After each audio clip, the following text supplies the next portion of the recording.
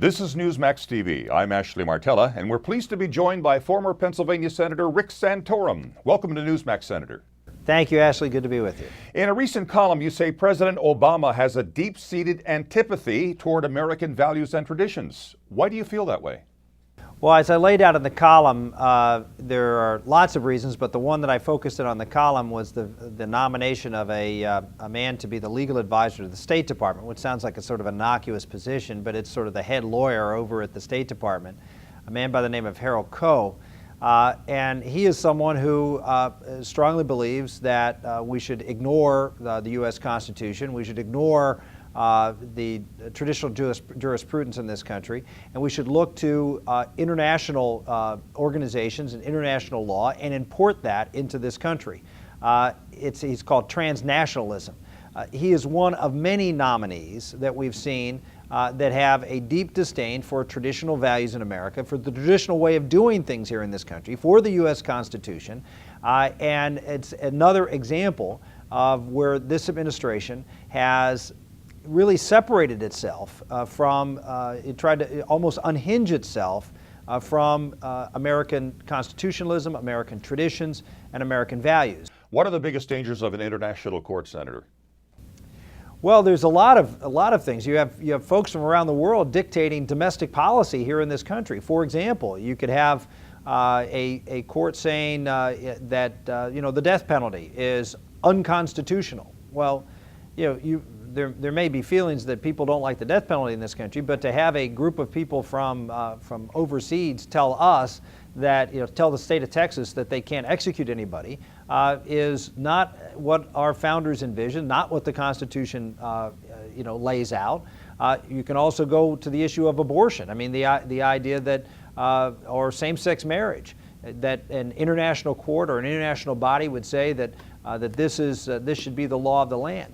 An international court, one of the things that Harold Koh is in favor of is the International Criminal Court, which could haul our servicemen and women who are serving in various countries around the world before that court to judge them on their behavior in defending this country, as to whether we interrogated someone correctly, or whether when we executed a mission we shot somebody that we shouldn't have shot. Our men and women could be dragged before this court and brought up on charges.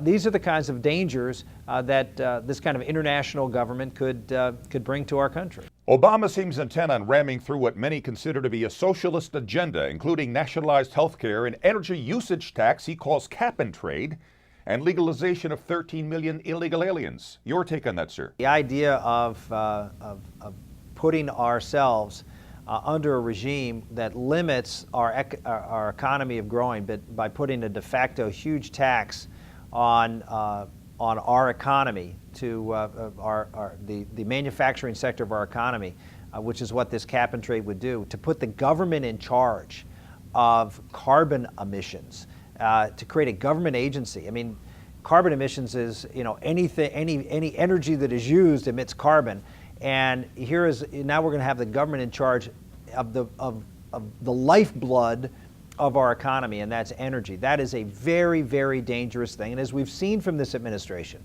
once they get just a little bit of an oar in the water, they're going to steer the boat. You saw with the auto industry, they're basically ordering the firing of a CEO. You're seeing it with Barney Frank and dictating policies with our financial institutions. This is a part and parcel. Cap and trade will be the coup de grace of the left taking over the American economy. You throw on top of that, you mentioned immigration. One of the great concerns I have is that America traditionally, and it's worked well for America for 200 years, has been a melting pot. And I believe in that melting pot. I believe that people come to this country because they love America for what it is, not because they want to come here to America and set up their own little world to be separate from us. Do you fear that with Republicans powerless to stop him now, Obama will pack the courts with far-left liberals? I don't think there's any question that President Obama has been very, very clear about what he wants to do on the courts. What he wants to do on the courts is put people who believe in a living, breathing Constitution, that this Constitution doesn't really mean anything other than what a judge wants it to mean, to fit a set of circumstances to get a result that the judge thinks is right by them.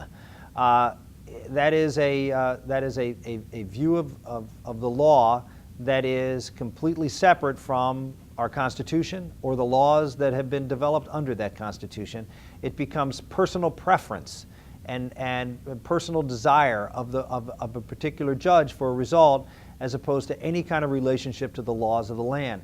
That's what Obama wants to see. He's been very specific about that. For example, the judge that was just nominated to one of the first judge that Obama nominated back in March to a circuit court, found that the definition of God in a school, in a prayer in school, it's a violation to say Jesus Christ, but it's not a violation to say Allah. Now, that is a pretty amazing opinion. Yet Obama nominated this man who made that opinion to one of the highest courts in the land. We learned recently that Obama decided to release Bush administration memos about secret CIA interrogation techniques. What do you say to that? Well, I'd say that if I'm a terrorist, I'm feeling pretty good tonight. That I now am going to know every trick in the book that if I'm captured, that they will use to interrogate me, and I have nothing to be worried about, because once they start on this stream of interrogation, they're going to say, "Oh yeah, I know that trick. That's number 16 that you're using on me, and I know what you're going to try to do to me here." You might as well not bother interrogating them, because I guarantee you they're going to get the manuals, they're going to get all these books, they're going to be well schooled that if you are captured, here's what they will do, and we will get absolutely no information, no intelligence to be able to help our effort win this war.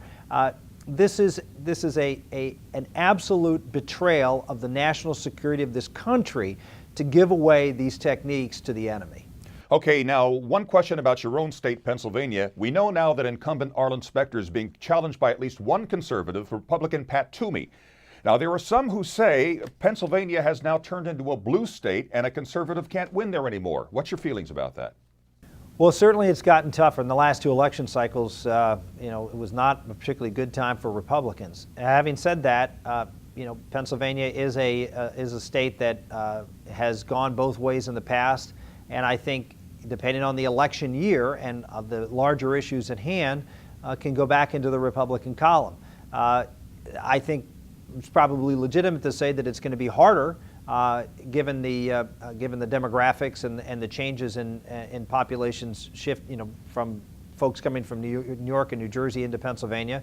It's going to make it a little harder for Republicans to win than maybe in the past.